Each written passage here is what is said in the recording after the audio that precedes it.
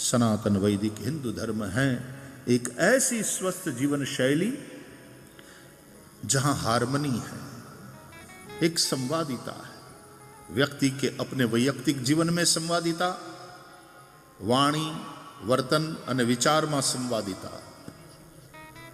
એને જ મહાત્મા કહે છે મનસ્યેકમ વચસ્યેકમ કર્મણ્યેકમ મહાત્મનામ.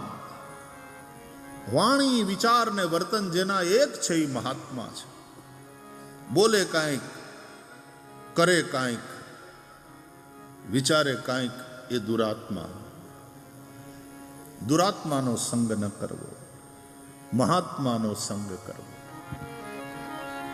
તો વાણી વિચાર અને વર્તનમાં હાર્મની, સંવાદિતા એ માણસને સજ્જન બનાવે. આ હાર્મની ધર્મથી આવે. નહીં તો બોલે કાંઈક, કરે કાંઈક, વિચારે એ દુરાત્મા, એ દંભ છે, એ પાખંડ છે. મનસ્યેકમ વચસ્યેકમ કર્મણ્યેકમ મહાત્મના. હાર્મની પારિવારિક જીવનમાં, આપણા સંબંધોમાં હાર્મની, સંવાદિતા. પતિ પત્નીના સંબંધમાં સંવાદિતા, ભાઈ ભાઈના સંબંધમાં સંવાદિતા, પિતા પુત્રના સંબંધમાં સંવાદિતા.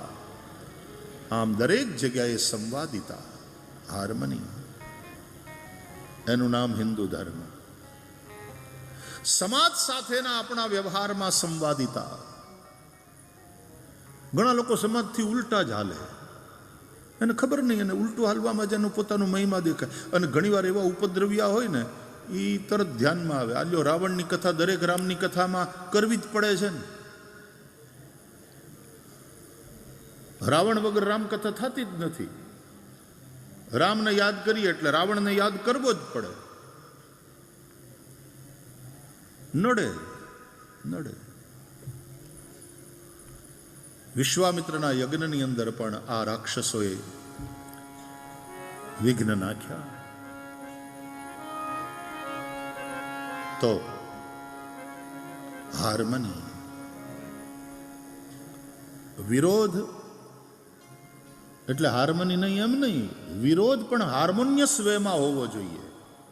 ક્યારેક તમને કોઈ વસ્તુ ન ગમે, ભાઈ હું આની સાથે સહમત નથી, આ બાબતમાં મારો વિરોધ છે, પણ તમારા હૃદયની અંદર હાર્મની છે, સદભાવ છે વિરોધ કરતી વખતે.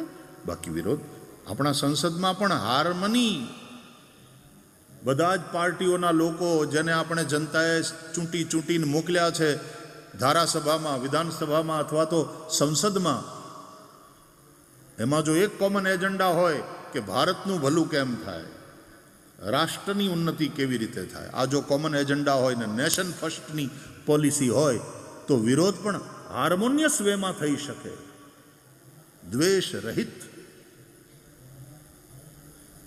ક્રોધ સારો, દ્વેષ ખરાબ. ક્રોધ હજી હારો. ક્રોધ કલ્યાણ કરી શકે, દ્વેષ કોઈ દી કલ્યાણ કરે એ વાતમાં માલ જ નથી. ક્રોધ હજી કલ્યાણ કરે. ગુરુનો ક્રોધ શિષ્ય ઉપર, શિષ્યના ભલા માટે. મા બાપનો ક્રોધ પોતાના સંતાન ઉપર, સંતાનના ભલા માટે. અરે ઇવન ભગવાન ક્રોધ કરે છે, નહીં તો એ શાંતાકારમ કહેવાય છે. આપણે સ્તુતિ કરીએ છીએ શાંતાકારમ ભુજગશયનમ પદ્મનાભમ સુરેશમ શાંતમ શાશ્વતમ અપ્રમેય મનગમ નિર્વાણ શાંતિપ્રદમ. એવા ભગવાન પણ ક્રોધ કરે છે. કૃષ્ણ પરમાત્માએ ક્રોધ કર્યો, કાલી નાગને નાથ્યો, એને દંડ આપ્યો. તો કાલી નાગની પત્નીઓ ભાગવતમાં ભગવાનની સ્તુતિ કરે છે અને ત્યારે કહે છે ક્રોધોપિ તે અનુગ્રહમેવ સંમતઃ. હે પ્રભુ, આપનો ક્રોધ પણ અનુગ્રહનો જ એક પ્રકાર છે. ગુરુનો ક્રોધ એ ગુરુની કૃપાનો જ એક પ્રકાર છે. માતા પિતાનો ક્રોધ સંતાનના ભલા માટે, એ માતા પિતાનો પ્રેમ જ, માતા પિતાની કૃપા જ બોલે છે. એટલે એવો ક્રોધ કલ્યાણકારી બની શકે, પણ દ્વેષ કોઈનું કલ્યાણ કરે એ વાતમાં માલ નહીં. द्वेष तो विष है, मारता है। जहां प्रेम है वहां क्रोध हो सकता है, लेकिन जहां द्वेष है, द्वेष तो विष है, प्रेम अमृत है। એટલે દ્વેષ નહીં, પ્રેમ અને દ્વેષ બંને અઢી અક્ષરના જ શબ્દ છે, પણ એક અમૃત છે અને એક વિષ છે. એક જીવન આપે છે અને દ્વેષ તો એવી વસ્તુ છે કે બળે ને બાળે. દ્વેષ ખરાબ. એટલે હાર્મની છે, સંબંધોમાં હાર્મની છે.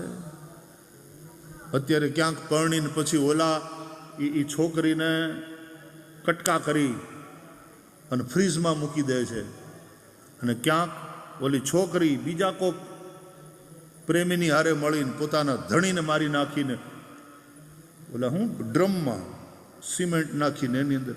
ये क्या है? इंसान किस तरह का राक्षस हो रहा है? ધર્મના અભાવમાં. હું ધર્મના અભાવમાં કહું છું. જે ધર્મ અમૃત છે, જે ધર્મ નશો નથી. ગઈકાલે પણ થોડી ચર્ચા કરી હતી કે બધા જ પ્રકારની બેવકૂફીઓમાં ધાર્મિક બેવકૂફી સૌથી વધારે ખતરનાક છે. ધર્મને સમજવામાં જ્યારે માણસ ભૂલ કરે ત્યારે બહુ નુકસાન કરે છે. નહીં તો ધર્મ સમાધાન છે, પણ कट्टरता धर्म ने समस्या बनावी दे છે. कल भी थोड़ी चर्चा हुई थी, धर्म का संबंध कट्टरता से नहीं, धर्म का संबंध करुणा से है. करुणा से. એટલે ચુસ્ત તમે ધાર્મિક બનો, ચુસ્ત સનાતની બનો, કટ્ટર નહીં. જ્યાં કટ્ટરતા છે ત્યાં કઠોરતા છે, અને કઠોરતા તોડી નાખશે. કઠોરતા કોકને મારે ખરી, કોકને વાગે ખરી, પણ એક સમયે કઠોરતા પોતે સમાપ્ત થાય. सनातन धर्म टक्यो है. सबसे वैसे पुरातन क्या कहना उसको, ये भी सही शब्द नहीं है, क्योंकि सही शब्द ही है सनातन. क्योंकि ये पुरातन भी नहीं है, ये नूतन भी नहीं है, ये बहती नदी की भांति है. ये सनातन है, इटर्नल. અને તેથી આ ધર્મ હતો, આ ધર્મ ટક્યો છે, અને આ ધર્મ ટકશે. એનું કારણ એના મૂલ્યો, એની ઉદારતા, એની સહિષ્ણુતા. કટ્ટરતા નહીં, પણ કરુણા, દયા ધર્મ કા મૂલ હૈ. પ્રાણી માત્ર પ્રત્યેની દયા. ગઈકાલે આપણે થોડી ચર્ચા કરી હતી કે ભાગવતના આ 3 જ સંદેશ મુખ્ય છે. માણસનો વ્યવહાર બીજા માણસો સાથે કેવો હોવો જોઈએ, માણસનો વ્યવહાર मनुष्यतर जो जीव सृष्टि है उसके साथ कैसा होना चाहिए, और मनुष्यों का व्यवहार प्रकृति के साथ कैसा होना चाहिए. भागवत आ 3 संदेश आपे, અને એટલા માટે ભાગવતનો આ સંદેશ આજે પણ સમીચીન છે. ઉલટાનો આજે તો વધારે પ્રાસંગિક છે, વધારે મહત્વનો છે. કારણ કે અત્યારે જે રીતે પર્યાવરણને લગતી સમસ્યાઓ ઊભી થઈ રહી છે, એક પ્રાકૃતિક સંતુલન ખોરવાઈ રહ્યું છે, ઋતુઓ બધી ડિસ્ટર્બ થઈ ગઈ. અમારે યજ્ઞ ઇત્યાદિ હોય, પૂજા ઇત્યાદિ હોય, તો દેવતાઓને એવી પ્રાર્થના કરવામાં આવે, કાલે વર્ષતુ પર્જન્ય, પૃથ્વી શસ્યશાલિની, દેશોયમ ક્ષોભરહિત, બ્રાહ્મણા સંતુ નિર્ભયા, વા સજ્જના સંતુ નિર્ભયા, काले वर्षतु पर्जन्य. समय पर वर्षा हो, पर्याप्त मात्रा में वर्षा हो, और वो समय पर, नहीं तो मावठा कहेवाय. જો દિવાળી પછી આટલા દિવસ ગયા, અઠવાડિયું વહી ગયું, એ પછી જે પાછી જમાવટ થઈ, ચોમાહાને કેવું પડ્યું, તમે તો વયા ગયા હતા ને, એટલે જાણ મહેમાન ને કે ટ્રેન ચૂકી ગયો એટલે પાછા આવ્યા. તમે ચોમાહું પાછું આવ્યું. કેવી ચિક્કાર વર્ષા. એણે કેટલું મોટું નુકસાન કર્યું ખેડૂતોનું. એ ધરતીનો છોરો, એ કિસાન આટલો પરસેવો પાડે અને પછી આવા માવઠા થાય, આ પ્રકારની વર્ષા થાય તો કેટલું મોટું નુકસાન થાય છે. એટલે એવું માગવામાં આવે દેવતાઓ પાસે, કાલે વર્ષતુ પર્જન્ય, समय पर वर्षा हो, पर्याप्त मात्रा में, सुनिश्चित मात्रा में समय पर वर्षा, पृथ्वी धन धान्य से समृद्ध हो, देश क्षोभ रहित हो और सज्जन निर्भय हो. साची बात कहेवामां એને કોઈની બીક ન હોય. બ્રાહ્મણા સંતુ નિર્ભયા, સજ્જના સંતુ નિર્ભયા, નિર્ભય હો.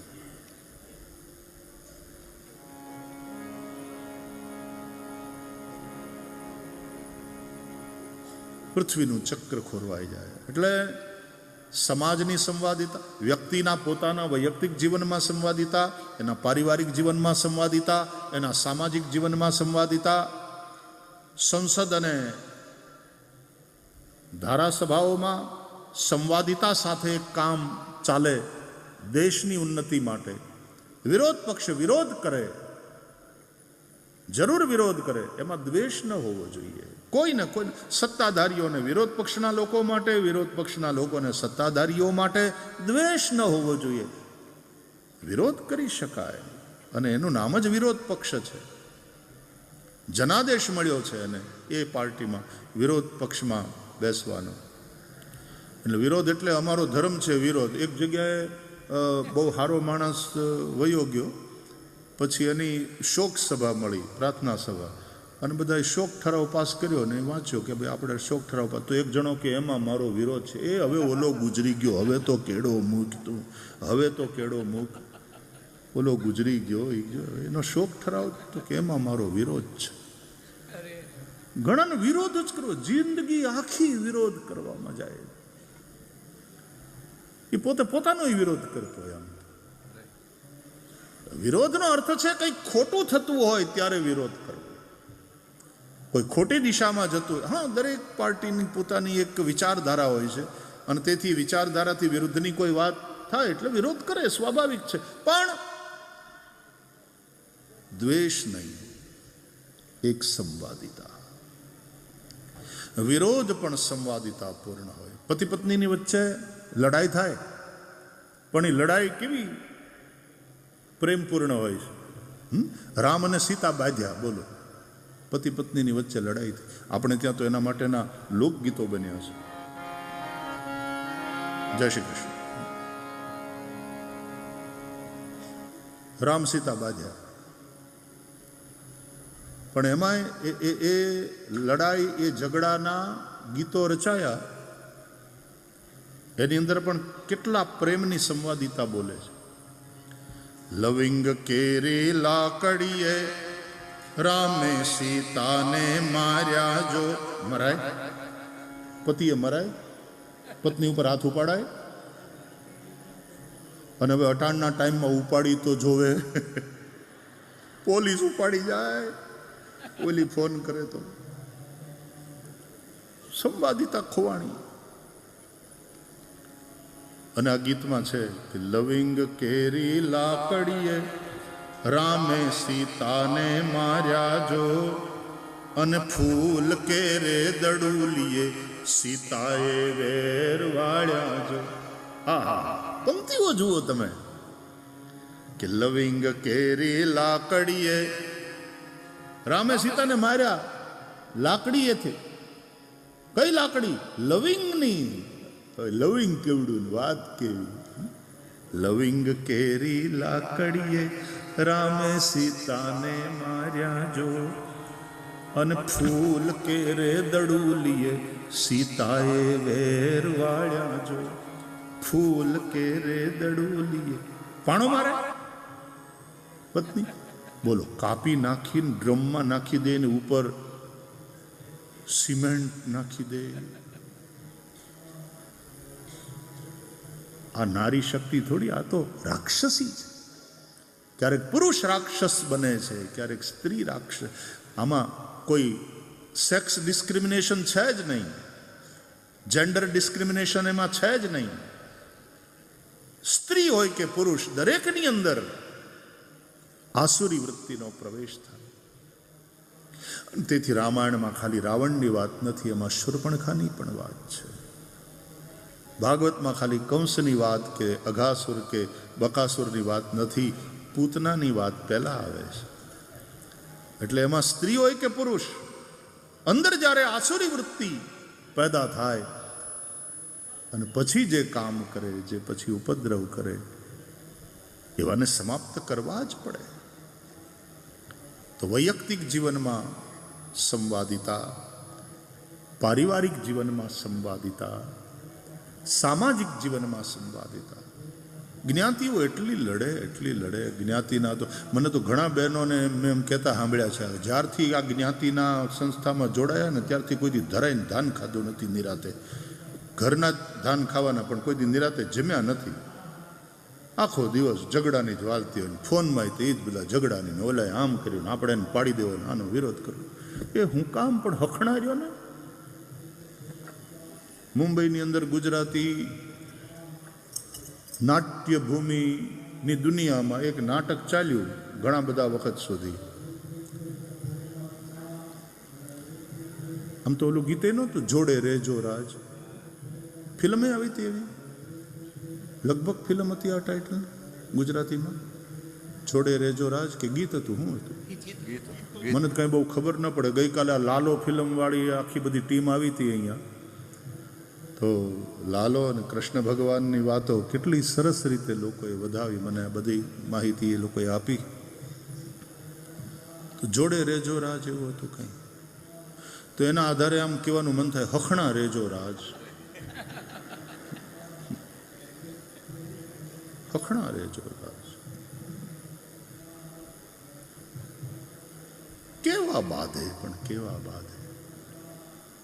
હા, ફરીથી કહું છું, વિરોધ કરવો જોઈએ. જ્યાં ખોટું થતું હોય ત્યાં વિરોધ કરવો જોઈએ, પણ એ વિરોધ દ્વેષયુક્ત ન હોવો જોઈએ.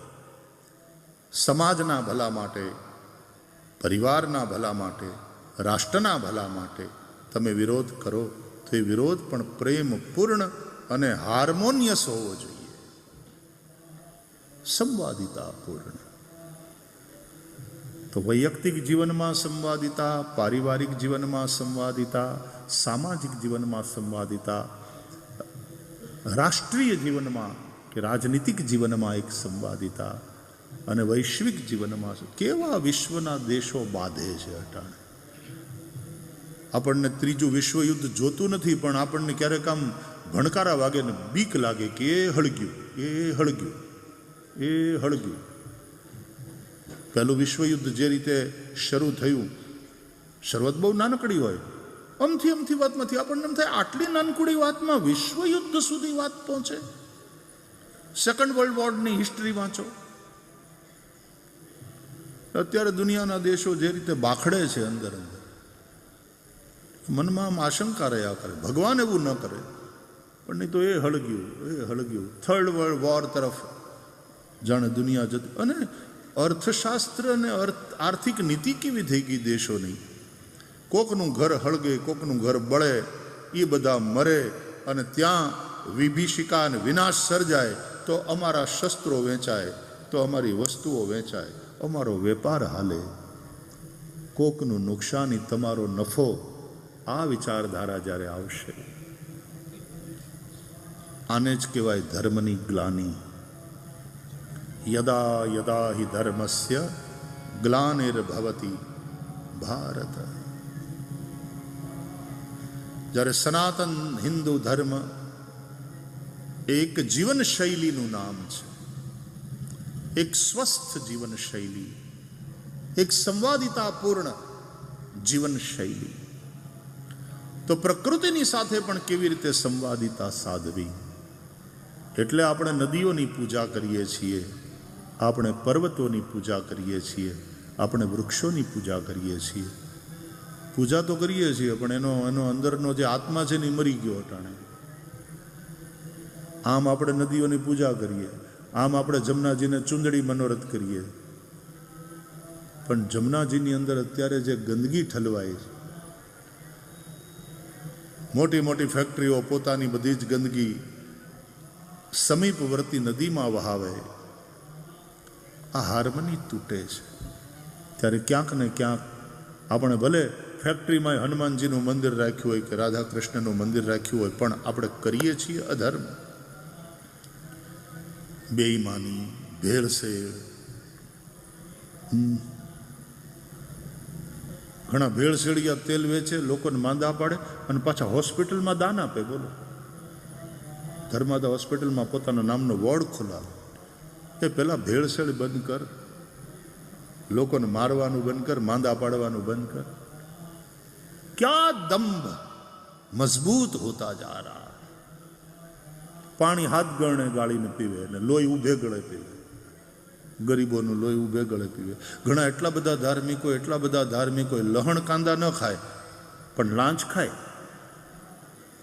જાણે સાત્વિક આહાર હોય એમ. દંભ હૈ. એટલે ધર્મ શબ્દ આપણે ત્યાં બહુ વિશાળ અર્થમાં છે. ધર્મ શબ્દનો એક અર્થ કર્તવ્ય એવો પણ થાય છે. કર્તવ્ય, મારું કર્તવ્ય મારા પરિવાર પ્રત્યે, મારું કર્તવ્ય મારા સમાજ પ્રત્યે, મારું કર્તવ્ય મારા રાષ્ટ્ર પ્રત્યે, મારું કર્તવ્ય માનવતા પ્રત્યે, મારું કર્તવ્ય પ્રકૃતિ માતા પ્રત્યે. કર્તવ્ય કર્તવ્ય આ કર્તવ્યનું પાલન, એનું નામ ધર્મ. અને કર્તવ્યનું પાલન તો ન કરે, ઉલટાનું નુકસાન કરે, કૃતજ્ઞ ન બને, બડા પાપ હૈ. આ કૃતજ્ઞતા બહુ મોટું પાપ છે. ઈશ્વરે આપણને માનવ જન્મ આપ્યો, મહામૂલો છે. રામચરિત માનસમાં ગોસ્વામી તુલસીદાસજી લખે છે, બડે ભાગ માનુષ તન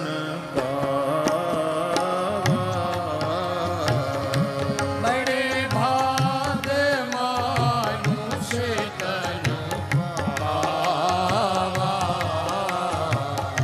સુર દુર્લભ સબ ગ્રંથ નિગાવા.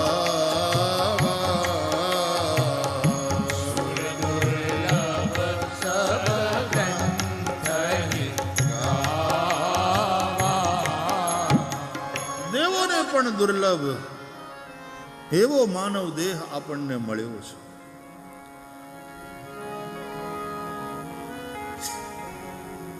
એ માનવ દેહનો ઉદ્દેશ્ય વિષય ભોગ નથી.